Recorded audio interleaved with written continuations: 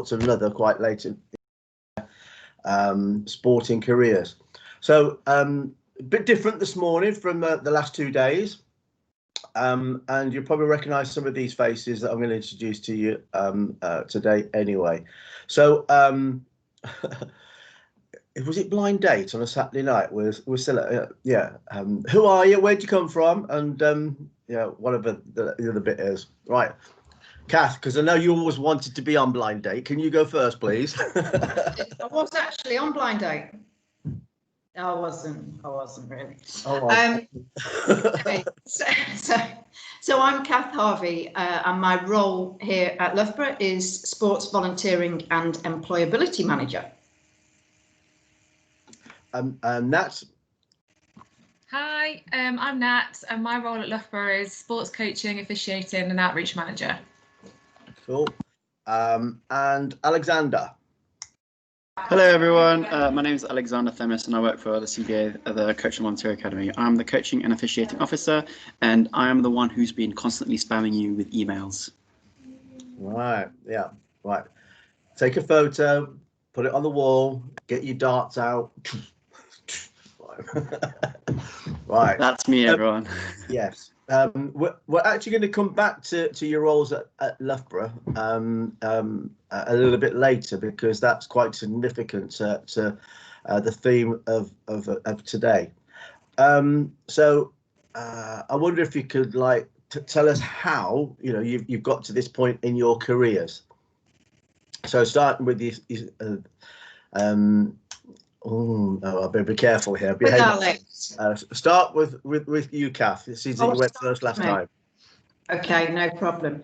So so my journey started kind of into coaching at a very young age. So at around the age of 14, I started coaching tennis and short tennis in local primary schools and at my local tennis club. And that was very much to young people starting out playing tennis. So those that had never played before, getting them into the game and starting. And I loved coaching, and I did that and coaching tennis, and I did that all the way through university. I didn't go to Loughborough, unfortunately. I went to Carnegie, which is Leeds Beckett, and coached some of the participation tennis there.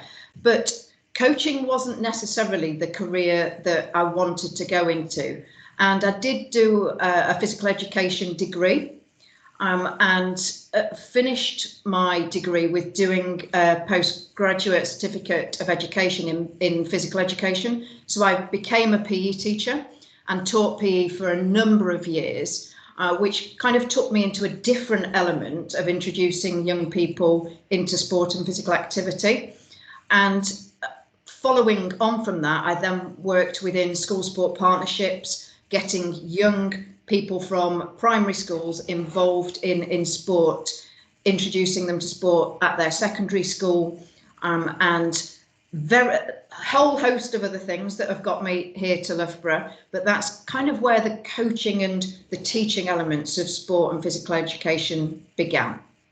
So when I went from PE teaching into coaching, you actually went the other way. You went from coaching into teaching. So did you know 13 or 14 that you wanted to be a teacher? No, I actually wanted to be a solicitor, and then I wanted to be a policewoman. and then whilst I was at university, I think the kind of light bulb switched on, and I thought, you know what, the way of helping people that I can do best, that I really wanted to do, was being a PE teacher and actually working within that environment of introducing, secondary aged young people into sport and physical activity. Cool. Right, lovely, thanks. And Nat, how did you get to where you are now? So I started coaching probably when I was about 15, 16 at my local club. So I was a basketball player. And it was kind of just the thing that you did. You kind of, the motto was you put back in. So we used to have to help out in junior sessions and be a bit like the role model for the younger kids coming through, and kind of continued to do that really whilst I was playing. I then kind of really enjoyed it. Did my level 1 and my level 2 coaching badge, and then decided once I'd finished my first year of A-levels, and I started to think, this isn't what I want to, I'm a bit confused about where I want to go, what I want to do, but I'm really enjoying the coaching. So I decided to go full-time as a self-employed coach. So at the time I had a little Fiesta and a bag of balls, and kind of found myself work, but it enabled me, because I was still playing at the time, it enabled me to train and fit my training around my work. So I worked in schools, mainstream schools, special schools, primary, secondary. I worked on summer schemes, all the holiday programs. At the time, basketball had England basketball had lots of initiative, like 3-on-3, Sunny D, those kind of things. So I did a lot of stuff for that. I did a little work for Nike on their basketball coaching camps and things. So I really loved it. I had a really great time coaching, and I kind of coached across like real beginners up to, I got involved in some regional, like England junior development squad work as well. So I had a taste of everything really at that point. And then I think I decided that I didn't want to continue with this. I didn't want this as a full-time job, and decided to go back into education. So I didn't go back into education until I was about 21, and did a sports science degree, and realised that I wanted to get into sports development, because I realised that sport was my life. Sport was always been my life, and I loved it. I didn't want to necessarily be a full-time coach, but what I wanted to do was, I loved the sense of helping people. I loved helping other people be better. So I thought that I just thought, sports development is probably the way I want to go. And then, I went to university as an older student, and graduated, and was lucky to get a position as a basketball coordinator. That was my first position. And then that was where I started. So I was supporting other coaches, if you like, and that was what really gave me a buzz. I really loved that. And I always used to think, if I can help one coach be better, then then the participants of that session are going to have a better experience. And that was how I kind of continued. Excuse my language, but a real ballsy decision that you made to actually set yourself up as a roving coach in your siesta. My siesta. Fiesta. I had a choke and everything. Have a drink. Yeah, I think I was really lucky at the time. I was a decent player, and I played in a good club. Excuse me, a decent player. Expand. So at the time, I was fortunate enough I was playing for Nottingham Wildcats, like a really good women's team in Nottingham, and I was also playing for England at the same time. So that gave me quite an advantage, when I was going to schools, as a female as well, I think, a young female going in. And so I was quite lucky. I picked up lots of work, let's just say. So, but I had a really, sorry. Not all of it coaching. Yeah. Lucky is paraphrasing for working hard. Yeah. I think I had a really supportive mum and dad as well, that just said to me, go and do what makes you happy. So, there was never any pressure to must do certain things. It was, and it was tough. I dropped out of my A-levels after my first year, because I knew that wasn't for me. I wasn't an academic. It didn't make me happy. And I kind of found my way, and I knew that I always would find my way, because I kind of always do. But I think having the backing of my mum and dad to, you just must do what makes you happy. And I did that. So so I suppose it was, but at the time I just kind of went with it and just thought, well, what will be will be. Right, fantastic. I didn't know that. Right, yeah, really good. Right, Alexander. Yeah, so my journey started in Loughborough actually. So through university coaching rather than started at a young age, because I came to the UK from Cyprus not knowing what I wanted to do. I just wanted to do sport, and Loughborough at the time was the best in sport and still is. So I came to the university in 2013. I started playing football, but quickly realised that I'm not good enough to actually play. So I went on a different sport, something different that I enjoyed, which was handball. I cracked on, play was good. I started coaching my first year, started coaching my second year. Actually realised, wait a second, I like this a lot. So I continued coaching for the past 8 years now for the club. Each time I've been upskilling myself, becoming the head coach and so on and so forth, and receiving funding from the CVA. So I came from the CVA myself to get my qualifications, my level 1 and my level 2, and they helped me to develop my skills and such. I'm not here trying to sell you the CVA, by the way. I'm just saying how I came up the ladder. But yeah, after I graduated in 2016, I tried to say to myself, right, I can do this on my own. I can go out into schools and coach handball. But again, I quickly realized that actually coaching in schools and being on your own and carrying a ball bag by yourself and planning sessions and things like that, there's like almost no support. And the network you have to build at that young age is really, really difficult. And in a week, I would make around £80 and that's it. So I couldn't really sustain myself. And then I realized that I actually need a job alongside my coaching if I want to take my coaching to the next level. So the job around the CVA came along, and I applied for the role and I got it, and it allowed me to do my coaching alongside that. It's not easy. All of my coaching, in fact, is volunteering, but I do it because I love it, and it really upskills me and develops me. But yeah, like I said, I have a 9 to 5 job, but then all my coaching is either before 9 a.m. or after 5 p.m. It's like I said, it's not easy. I had to put a lot of proactive work from myself in order to get myself involved with those teams, speak to the club itself to allow me to coach, and then carry on and taking a lead role from there.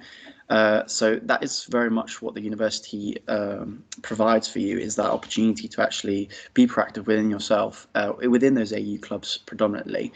But at the same time, there's a lot of other areas in which to coach in. So I tried to coach in my last year, went through that pathway, was an activator, tried to help out with the IMS program, football coaching as well. But I quickly realized that passion within coaching is the environment around 17 to 25-year-olds. So I stuck with that, and now I'm the head coach for the club. But yeah, that's pretty much my journey. Yeah, thanks, Tony. Cool. 9 to 5. Where does it say in your contract that you've got a 9 to 5 job? Yeah. Right. Elaborate for the students what life is like when it comes to coaching and supporting coaches and the whole world of sport in terms of 9 to 5. Yeah, so within that 9 to 5, you can imagine we have coaches that I want to get into all sorts of different competitive levels of coaching. So we have coaches that want to do more recreational, want to activate the program rather than actually do competitive level and focus on tactical and technical skills. And then we support coaches as well within the performance program as well that want to take that next step. It's juggling between those environments can be quite tricky at times when you're making sure you want to get the right person for the right environment. But it is also a trial and error. Like if we might place you into an environment that you find. I'm going to jump in there a second, Alexander. Right. Yeah. The hours working that you doing your job now, is it 9 to 5 or? Right. Yeah.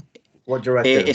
It's not exactly 9 to 5. It's very much flexible in terms of what the hours ask for. So we try and work around students as much as possible. We realize that students have academic responsibilities until 6 p.m. So you will find that we put a lot of things after 6 p.m. But yeah, also sometimes we start early in the day to make sure we get out the emails out. So for example, today, to get all the information I had to get out today, I started from 8 o'clock in the morning, but it's very flexible in terms of I can get that time back, so I can give that back to my coaching. Yeah. Can I just add, Tony, sport is not 9 till 5, and that's what I love about our jobs, that it is all over the place, and it's not the same hours every day, week in, week out. It's all over, and that's what, for me, that's what I love about it. The challenge is different every single day. And I think just to add to that, I think whatever aspect of sport you work in, whether it be coaching, whether it be teaching, whether it be administration management, you don't go into sport thinking I'm going to work a 9 to 5. It just doesn't work like that at all. And maybe that's a realization for some people to think, actually, that isn't for me. But the benefits you get from being flexible and working on sociable hours and really putting yourself out there, for me, far outweighs the thought that, for example, last night I was working till 9 p.m, supporting students, delivering a personality profiling session at the university. So it's never going to be 9 to 5. I think that's the reality of working within sport. Yeah.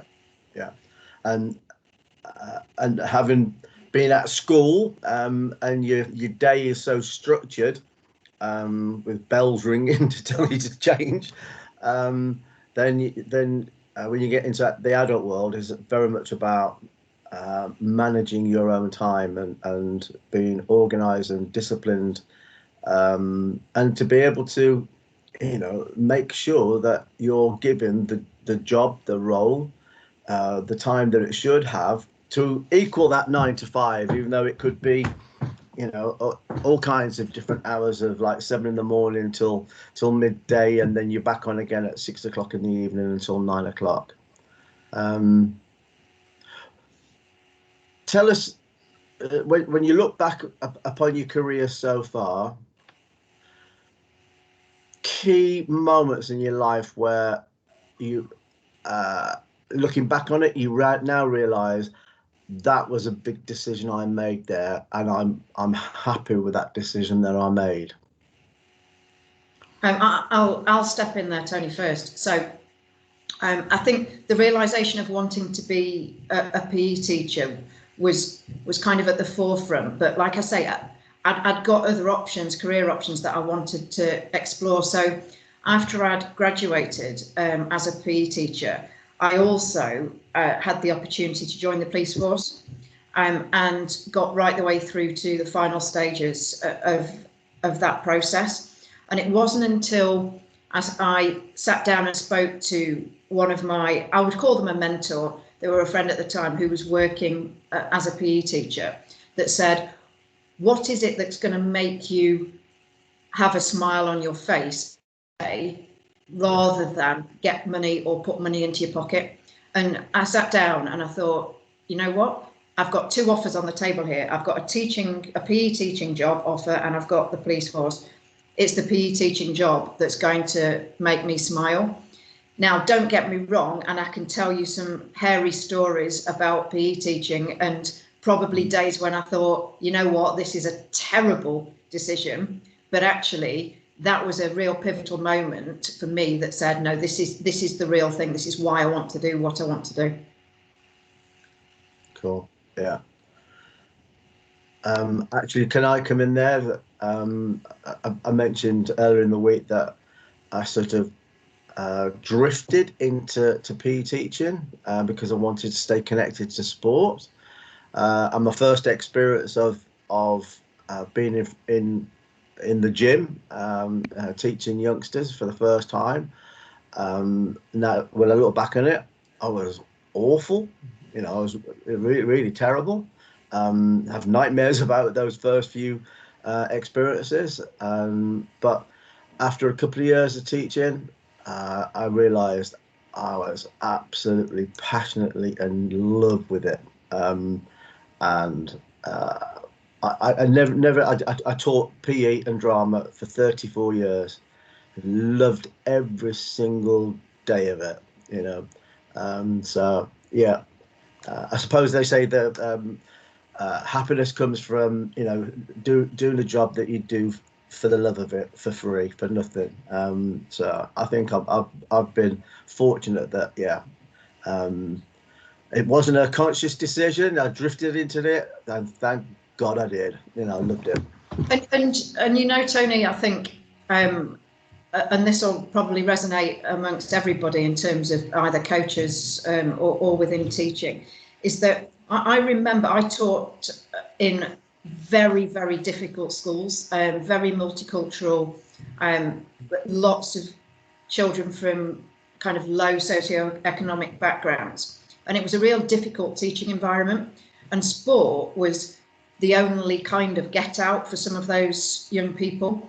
And I remember the real pride of one day, one of my young netball girls who'd never played netball in her life, trialled for county, got into county, and then trialled for the region and got into the region. And at that point, it's those moments where you help somebody else to actually try and achieve their ambitions that actually makes you realise that your role is worthwhile. So I suppose pivotal moment, again, that was probably one. And we've probably all got those young people that we can look back on and say, that's why I do what I do. So, sorry to be hogging this. This is my final point. It happened last night. I was coaching my group, and there's a lad called Saddam Kumi. He's a refugee from the Sudan, and he's been in this country now. I literally found him on the streets of Birmingham, and discovered that he was a runner. He'd taken refuge here in 2012 because of the war that was taking place in Sudan at the time, and it's impossible for him to go back there because half of his family had been shot and killed. And like he now is one of the best 400 meter runners in the world, and he works in an inner city school in Birmingham. And like last night I drove him home and I said, how are the kids now? How are they settling back in, having been at home in the lockdown for X number of weeks? And he said it's changed them. Having had it taken away and then to be back at school and to be able to do PE, the kids come running up to me and say, when we do PE, sir, when we do PE, sir, and he says the smiles on their faces to be able to, do physical education again, and have fun again at school. He said it's pivotal, that it's changed their attitude. It's much better to be at school doing something, learning something and having fun than being locked up at home. So yeah, it made me cry last night, that did. Right, Nat. Okay. I suppose I was thinking back there and reflecting back, two pivotal moments probably in my career, and probably already touched on one, and one was making the decision to stop doing what I do and go back into education, full-time education. That was a big risk. Taking on a student loan and everything else. There were really big things to do, but I knew the reasons why I had to do it. But I think the second one is probably a most recent one, and that was my decision to move to Loughborough. So I've been at Loughborough now for 2 years, and I've been working in the local authority for, I got 18 years service when I decided to leave. And I was working in a local authority. I had various different roles within there, all within sports development. So basketball coordinator, school sport partnership working, school club links work. My most recent one was a coaching development manager, and had most recently been changed to a workforce development manager. But it was very, I felt like I was losing what I loved. I felt like I was very restricted in terms of, I was very office based, and it was very, it was local authority, but it was funded, it was Sport England funding given to a local authority. So I was working for a county sports partnership, and you were very, hands were tied in terms of what you could and couldn't do, and justifying the penny and pounds, and it was really tough. And like I said, I felt like I was losing what I really loved doing, and that was being with people, I say real people. And I always knew that when something had to come up, and in the back of my mind, I think I knew that, I've got a mortgage, I've got children, I've got responsibilities. It had to be something that would really make me go, this is what I really want to do. And then the role at Loughborough came up, and I just knew that was probably the the right time for me to make that move. And it was tough. It was, you know, it was hard. You know, you've been in an environment for such a long time, and pension, all those things, all secure. But to go, you know what, actually, this is the right time, you know. And I'm a believer, massive believer in fate, and I think that things happen for a reason. And yeah, 2 years in, I absolutely love what I do. I love working with you, real people, and being able to do what I love. And you know, in my core, in my heart, is helping people be better, and I feel like I can really do that. So I suppose they were two real big points in my life. So one kind of really early on, and then one quite recently. So gave me a new energy, I think a new purpose, and I can really do what I love doing. So yeah, they're probably mine. Common theme between both of you. You get satisfaction from helping others. Absolutely, yeah. Yeah, that's what drives you. Yeah. Alexander, big moments in your life. What were decisions that you made in your career that, looking back on, have been really quite significant? That maybe at the time you didn't realise it was quite such a significant decision you were making. Yeah, I'll do my best to follow up from Cath and Nat after those really lovely stories. So I guess they've got age on their side. They're old, remember? Ouch. Okay, so basically reflecting back on when I started coaching in schools with handball. So one of my biggest motivations was to grow handball in the Midlands area. And I always kept that in the back of my mind. This is why I'm doing it. This is why I'm doing it. But then I quickly had to realize what the difference is between teaching and coaching. I found myself teaching a lot of the time handball rather than coaching, because there was a huge turnover of children. Like, I never had the same 12 children every week. It was turned over constantly, and I just found myself teaching constantly rather than coaching. And I really wanted to have a team where I could experience what Cass was experiencing with that netball girl, in terms of looking them progress from a really young age to a senior age and playing a really high level sport. That was one of my dreams, and I'd realised that in this school environment, I wouldn't achieve that. I would have to go back to my roots of Loughborough Handball Club, where I could focus on students from the age of 17 all the way to after their 3 years at Loughborough, and see where they have progressed to.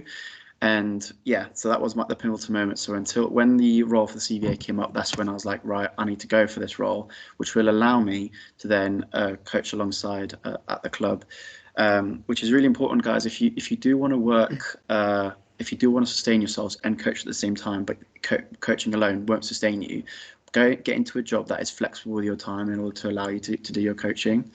But yeah, that was the pivotal moment for me, Tony. And Alexander's being quite modest there, because you've recently also secured another position within handball, haven't you? Yes, I have. So I'm doing extra work with England Handball on the Performance Academy with the under-17 girls, which is great. So I get to work with that during the weekends and develop myself through that, and hopefully one day lead to professional handball coaching in the future, which is my ultimate my ultimate dream, essentially. So you came from Cyprus to England, the UK. To develop yourself as a footballer. What happened to that? So in Cyprus, I used to play for the reserves. Yeah, I was pretty good. I was decent. No, my point is that you can't always foretell how your life is going to unfold, and you know a big decision for yourself was that actually football probably isn't really what I'm looking for. Maybe I came to Loughborough with the view that I will be a football coach, but that hasn't happened, and that's not a sad thing or a failure. Far from it. You know, if you'd gone down that line, I'd never have met you. True.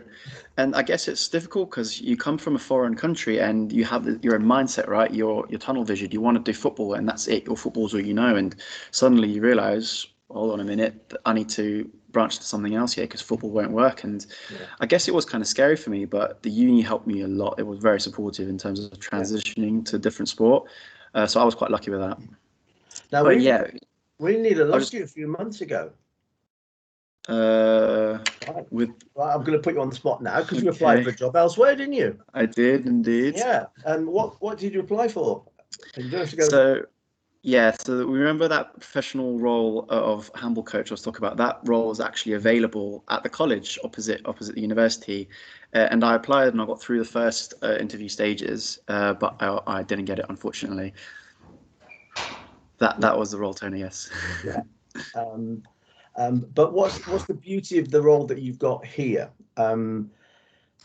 in helping to develop your career in becoming, one of the best handball coaches the world has ever seen? Yeah, so I'm quite lucky to have a huge support network with my managers. So thank you, Tony, Cath, and Nat, who are my managers. They provide me feedback and actual workshops and roundtables and discussions with other coaches, other sports as well. So I highly recommend to look into other sports, how they're dealing with things, and then find the transferable attributes.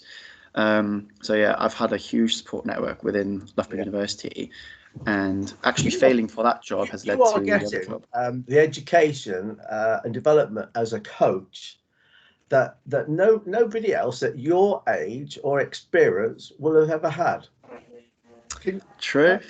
Yeah, I mean, every day you're able to sit in and listen to some of the best coaches in the UK from different sports. And at the coaches' breakfast that we have, I'm going to put you on the spot now, and you better come up with an answer on this one, right? What sort of nuggets have you learned that you would never have been able to develop through having this administrative role within sport, and yet it's actually this admin role within sport is helping you become a great coach? Oh yeah, there's not only little, and I guess there's loads of stuff I can reflect on. Like, one is how to actually deal with Generation Z, the new generation coming in, how to coach them, how to best approach them. Another one is how to utilize the performance support areas that are available to you, which is, by the way, a workshop on Friday, so highly recommend for you to go on that one.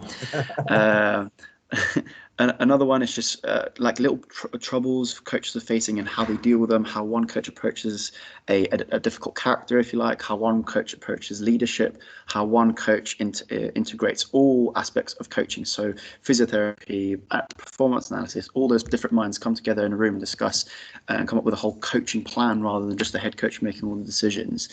There's loads I can go on and on, Tony, but yeah, there's plenty of information like I got from those, which is not my actual job, guys. It's like Tony said, my job is more administration, operational, but because I am in the sport industry, working in that area, I've had the opportunity to steal, if you like, those pockets of knowledge, and I'm really grateful because Loughborough University is open to me to actually do that. So yeah. Nat and Cath, again, do you want to talk a little bit about the roles that you have here at Loughborough, working with coaches and being able to observe coaches at work and listen to them talk? That, if like Nat in the future decide, you know what, I'm going back to basketball, I'm going to sort out England women's basketball, right? Can you think of things that are happening here that actually are just developing your knowledge and an understanding of how to to become a great coach? Yeah, so I think you probably, a bit like what Alexander said, sometimes you have to pinch yourself when you do sit in the room and you listen and you see the expertise around, particularly at that performance level. I think there's some brilliant coaches, male, female, individual sports, team sports, para. There's just loads, and there's such a wealth of experience and knowledge. But what I love about Loughborough is the fact that everyone's there to support each other. And I think the beauty of, we have a coaches breakfast for our performance coaches, and they're all there. They're a team together. They're not I'm football, I'm basketball. Everyone is together.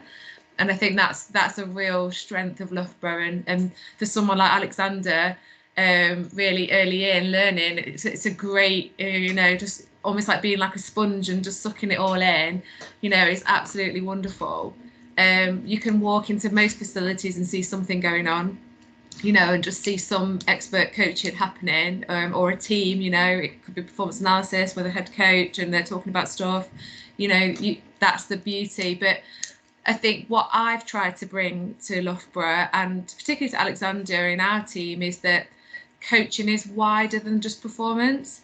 We've also, and I suppose I'm trying to bring my knowledge and experience really of that broader. So for example, we've got like the My Lifestyle programme, we've got an activator workforce there, and those programs are for people who just want to participate in sport, they might be there for social reasons, to meet new people. And I think because I've been able to work across different sectors, different environments of coaching, I feel that I can add, the participant doesn't want to turn up to that session and be told your technique's not right, this isn't right, you're late, they want to be there to really enjoy it. And for me, the big win is if they turn up again next week. So, we've got the community stuff where we've got students going out into a community environment. And for me, I love supporting them and preparing them for the audiences that they might have in community, the reasons and the motivations of those people, why they're turning up to those sessions. So I think there's lots of different stuff going on at Loughborough, and it isn't just performance, there's community stuff, there's competition, there's AU stuff, there's recreational sport. And what I love is that you can dip into any of those. But again, what I think I bring to that is the experience and knowledge of working in those environments myself. So you're preparing that work, preparing the coaches to deliver a really good session and get. Yeah. For me, it's that meeting the motivations of that person. Do they want to be the best handball player they can be? Do they just want to turn up and meet new people? Do they just want to keep fit? So it's again preparing and supporting the coaches to be able to deliver the right session for that person. So I think you can get experience of all different areas, and you can pick up knowledge and experience. We've got brilliant people in all those different environments. So that's the beauty of it. Thanks, Nat. So I'll pass on to Cath. Yeah. Cath, anything to add? Yeah, I think the only thing I'll add on there is within my role, I very much kind of support the workforce, kind of professional and student workforce. And so I think the real benefit for me is I get to understand what the personal development needs of our coaches and practitioners are, and actually then understand how best we can try and support those people. You have to wait. There's a fire alarm going off, but hopefully it's gone.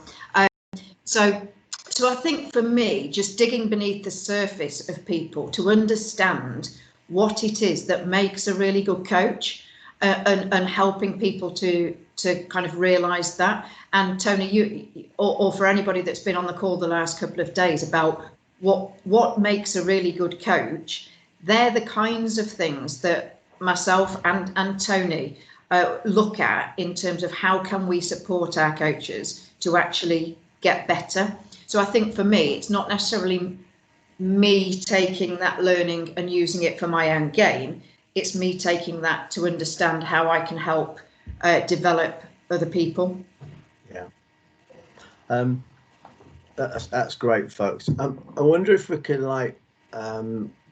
look at what you actually do here, and like link the starting at the participation to the development side of sport, linking into where most of us are at Loughborough at the moment, the performance side, and sort of explain to the students that there are so many different opportunities, avenues, pathways, as it were, into that ultimate dream that they may have to be the next Alex Ferguson at Man United.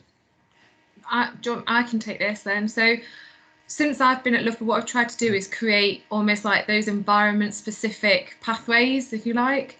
So if you are someone that wants to coach in a school setting, for example, we will provide you with, we've created CPD opportunities, so those personal development opportunities, where we bring in experts, if you like, experts in those fields that come in and deliver a 2-3 hour masterclass around how you might prepare to coach a session in primary settings, the challenges that you might face.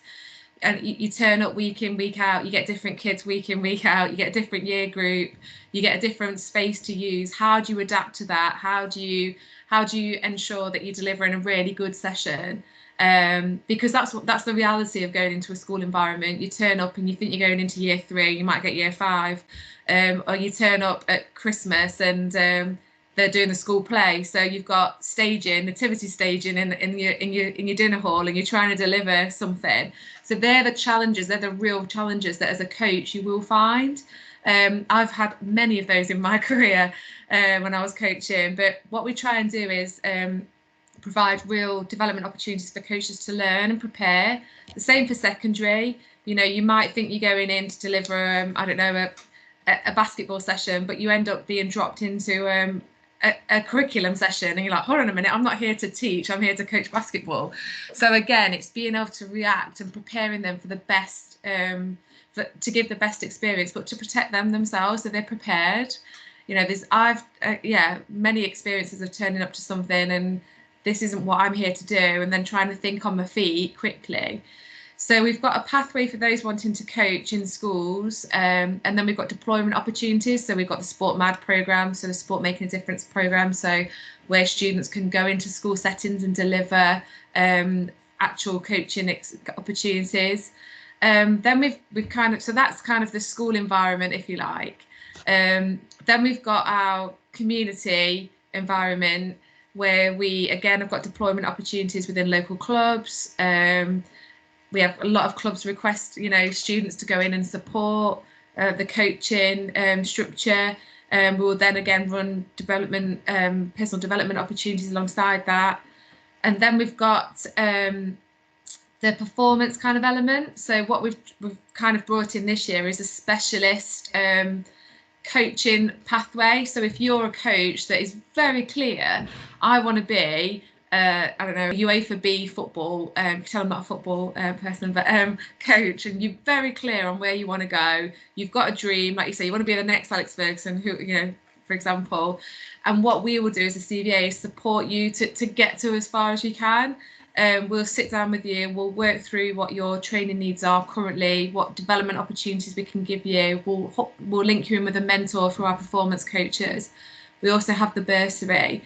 And then we'll support you to kind of hit that dream, if you like, as far as we can get you within the parameters of what we've got.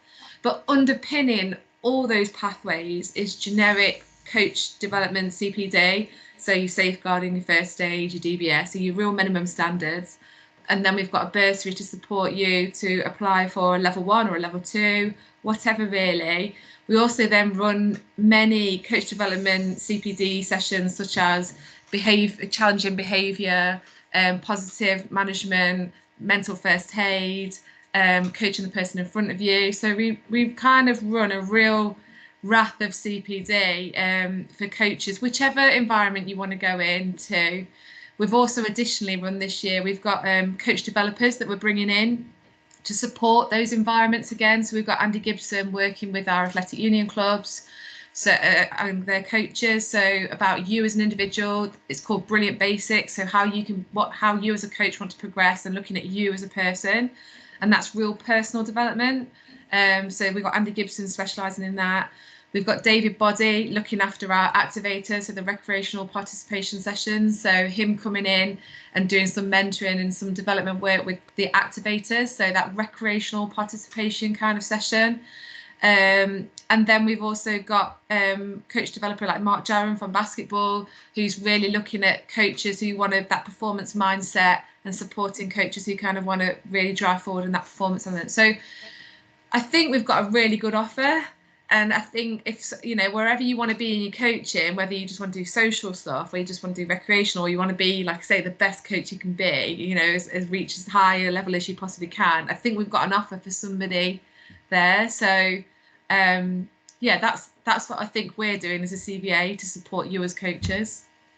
And if I can just, I'm going to ask Alexandra a question on this, Tony. Sorry, I know you're supposed to be asking the question, but I think, Alexandra, you've had experience of coaching within those different recreational, development, more performance side. Tell us from your perspective what the difference is in those different kind of levels of coaching, and where your heart lies in terms of what you want to do. Yeah, great question, Cath. So I'll start off with the participation in recreation. So like I said earlier, I was the mile lifestyle coach for football. A lot of that is not actual coaching, guys. It's activating. So you are there to facilitate the session, make sure everyone is having a good time, make sure everyone is getting a chance to play at the game, but you're not actually coaching. You're not doing tactics. You're not doing technical work. So that's the participation area that I worked on, which is specifically my lifestyle. Then you move on to more development and more competitive, which was the athletic union for me. There's a certain expectation there in terms of actually being prepared for the session to progress onto the next topic you want to cover within that sport. So let's say if you were an athletics coach and you want to cover running, what is the progression? Oh, sorry, Tony, if I'm getting this wrong, but what is the progression? You want to go from putting your hands together forwards and then lifting your knees up high or something like that, and then changing up the session. Tony, oh my God, was that completely wrong for athletics? Or I haven't got a clue where you're going with that one. Yeah. Oh, sorry, come on. My message is that there is an expectation to come up with a session plan that progresses onto the next session plan, and that students can actually improve from it. And then when you move on to that performance element, it's a lot more individualized work with the athletes in terms of creating personal development plans with the athletes, making sure that what do they want to improve on and what do you want them to improve on, and work with them closely to actually achieve those goals, and then bring all those pieces of the puzzles together to create a yearly plan, if you like, to how you're going to reach the goals as a team and get the desired outcomes you have agreed with at the beginning. So moving across the elements, I'd say I put in a lot more effort into the actual performance rather than the participation, from my experience. And I'm just going to interject there and say that so for me, when I was coaching, I never wanted to coach at a performance level. I only wanted to coach at that real beginner recreational participation level.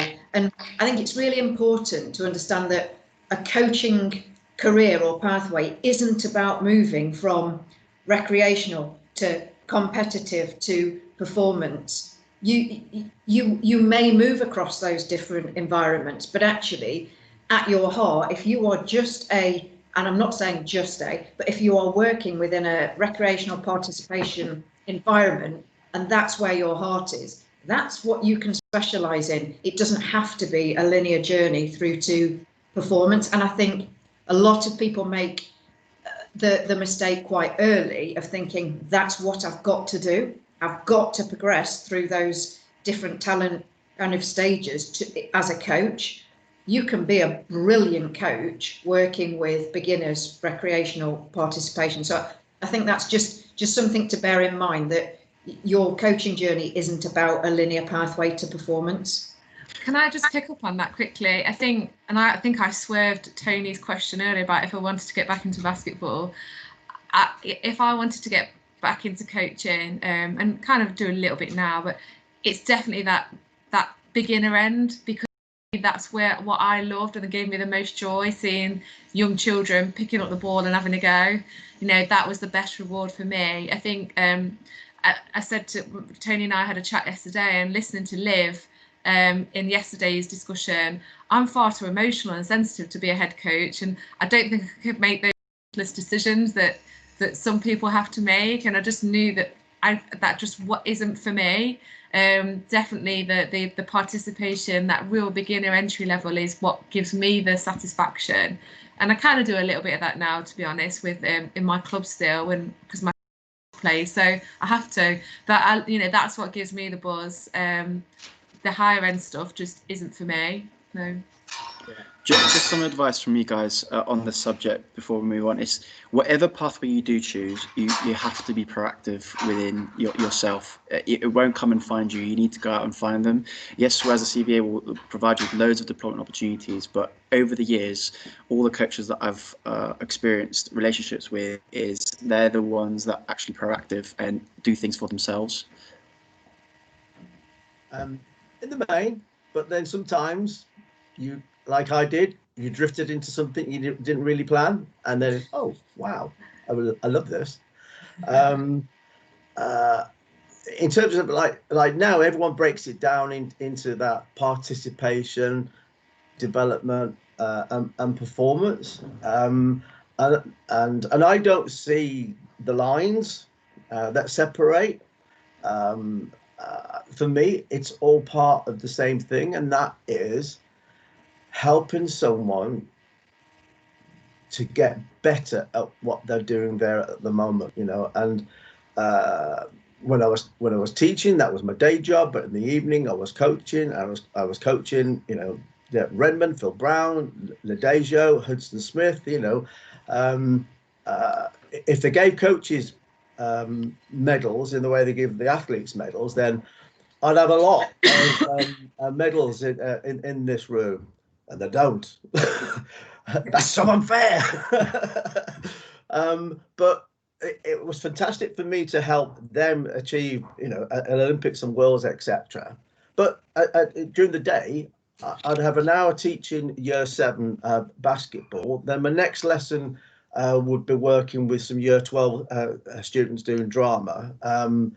And it was that variety that was so exciting for me. And so it don't pigeonhole things, you know, the pathway, this clear pathway from participation to development to performance. In reality, I don't think it's there. Actually, with your careers, your examples of how you will go in, there's no one direction for your career to develop. You know, all 3 of you are doing things completely different from what you set out to do. You when you started, when you were like just at finishing school, what your ambitions and dreams were then have not been fulfilled. Thank God. Right, because otherwise, you know, we wouldn't be in this position now where I'm working with the 3 of you and enjoying you know, the company of the 3 of you, and the passion and the energy that you all bring, because you've had such varied career developments, and it's that variety in career developments that I actually think as you know, shaped and given you a really, you know, wonderful life. I'm sort of going to try and summarize this. Right. So what are the common denominators here? You all like helping others. Right. That's very clear.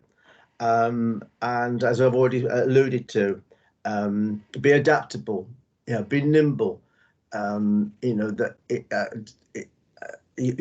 your careers are going to develop in a way that you predict, and just go with it, go with that flow, and that ultimate dream of coaching at a high performance end, if that's what your dream is, it could well happen, but probably not in the first 1 or 2 years of you leaving Loughborough, but more likely, you know, 10 years, 15, 20 years down the line, you know, things will start to show and fulfill. And it's that life's experiences that are so critical to developing you and making you a person that others want to be associated with. Yes, can I just interject there, because a question's come in that actually that's quite pertinent for. So one of the questions that's been asked is, if you're trying to move to coach within the performance environment and level, the question's about that some coaches may be not as high standard as their players, and maybe the team won't respect you because you haven't got that professional experience.